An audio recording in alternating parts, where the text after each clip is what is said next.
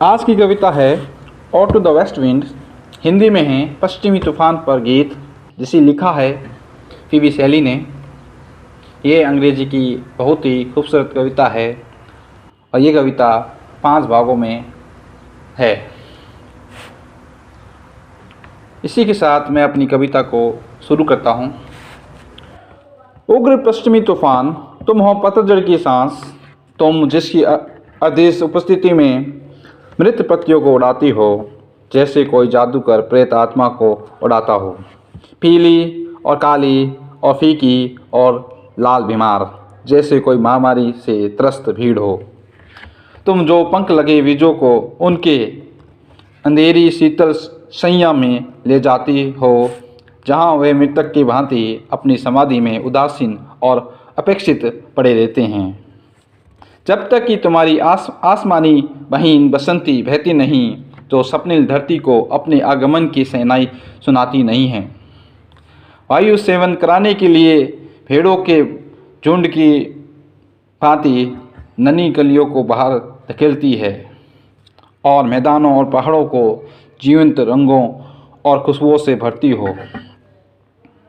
उग्र प्राण, तुम तो हर जगह बहती रहती हो, विनाशक और संरक्षक, सुनो जरा सुनो।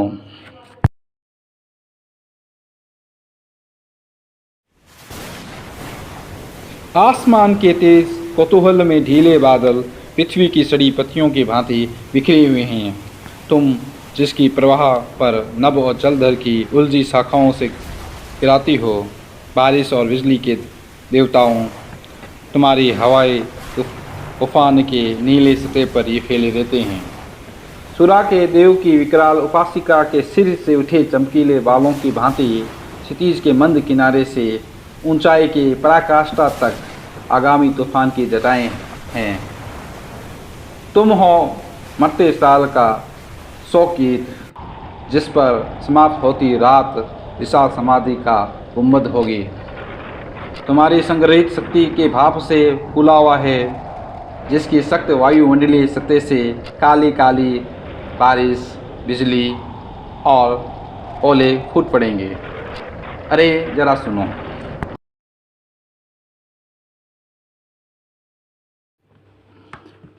तुम नीले भूमध्य सागर को उसके ग्रीष्म सपनों से जगाती हो, जहां वह अपने स्वच्छ धारों की कुंडली के द्वारा मस्त लेटा हुआ गीत सुनता है।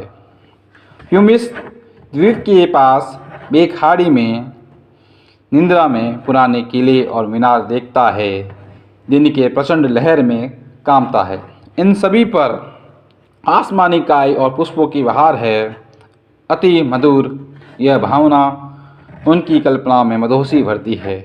तुम जिसके अटलांटिक समतल मार्ग को शक्ति से खंड में विभक्त करती हो, जिसकी दूर गहराई में समुद्री फूल और जलीय वनस्पति जो तरल विहीन हैं, वे तुम्हारी आवाज़ से भली भांति परिचित है और शीघ्र ही भय से पीली पड़ जाती है और कांप कर अपनी पत्तियां गिरा देती है। अरे सुनो।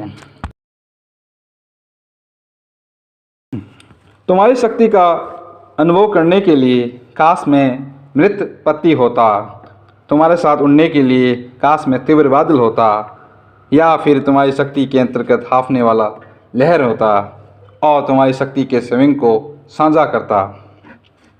केवल मैं तुमसे कम उन्मुक्त होता। अरे बेकाबू, काश मैं अपने बचपन जैसा होता, तो हो सकता था कि मैं आसमान पर तुम्हारे उड़ान का साथी होता और तब तुम्हारी आसमानी गति से आगे निकल जाता। जो बेमुश्किल से सपना सा लगता है, मैं कभी प्रयास कर ही नहीं पाया। जैसे कि प्रार्थना के रूप में तुम मेरे वशक जरूरत में हो। अरे लहर, पत्ती, बादल की तरह मुझे ऊपर उठाओ। मैं तो जीवन के कंटकों में गिरा पड़ा हूँ।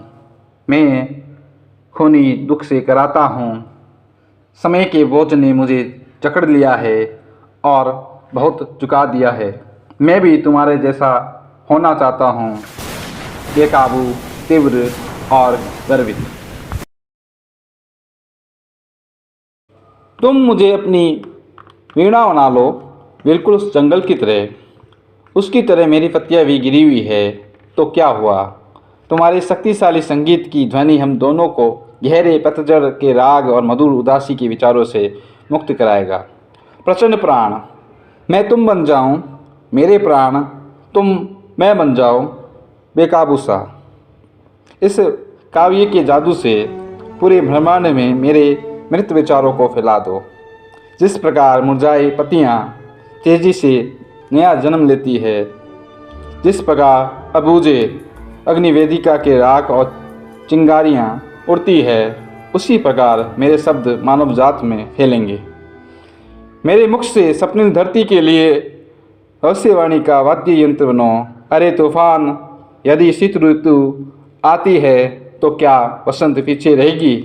इसी के साथ ये कविता यहीं समाप्त होती है। धन्यवाद।